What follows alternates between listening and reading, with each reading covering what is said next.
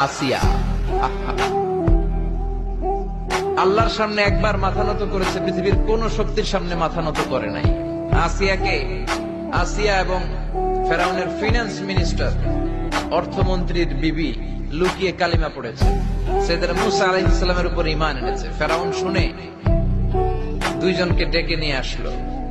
অর্থমন্ত্রীর বউয়ের সাথে দুধের বাচ্চা, বলল দুইজন নাকি ঈমান এনেছো লুকিয়ে লুকিয়ে, এক আল্লাহরে ছাড়ো, আমি ফেরাউনরে সেজদা দাও। এরা বলল জীবন যাবে কিন্তু ঈমান যাবে না, জীবন দিব কিন্তু ঈমান দিব। প্রথমে ধরলো অর্থমন্ত্রীর বউকে, তাড়াতাড়ি আমার পায়ে সেজদায় লুটিয়ে পড়ো। সে বলে না, জীবন যাবে ঈমান যাবে না।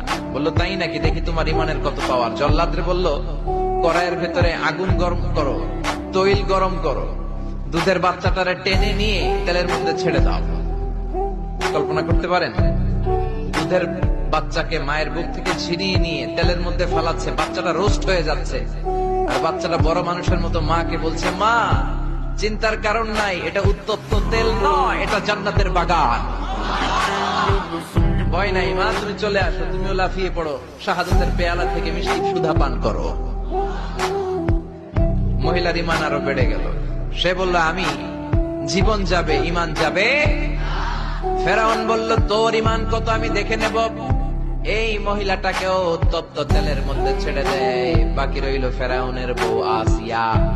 আসিয়ারে ফেরাউন বলল, আসিয়া এক আল্লাহর ইবাদত ছাড়ো, আমারে সেজদা দাও। আসিয়ারও এক কথা, জীবন দিব ঈমান দিব। ফেরাউন বলে, আসিয়া তোরে উলঙ্গ করব, বউ হয়েছিস, আই ডোন্ট কেয়ার। হাজার হাজার মানুষের সামনে নিজের বউকে উলঙ্গ করলো, তক্তার মধ্যে উলঙ্গ বউকে শুইয়ে হাতের মধ্যে পেরেক ঢুকালো, পায়ের মধ্যে পেরেক ঢুকালো, এক একটা পেরেক ঢুকায় তক্তার মধ্যে ছিদ্র হয়ে ঢুকে আর ফিনকি দিয়ে রক্ত বেরোয়। আসিয়া চিৎকার মারে। ফেরাউন বলে তাড়াতাড়ি আসিয়ারে তেলের মধ্যে ফেল। আল্লাহ বললেন জিব্রাইল যা, জান্নাতটা তুলে নিয়ে আসিয়ার চোখের সামনে ধর, আমার আসিয়া জান্নাত দেখে দেখে যেন আমার কাছে আসে।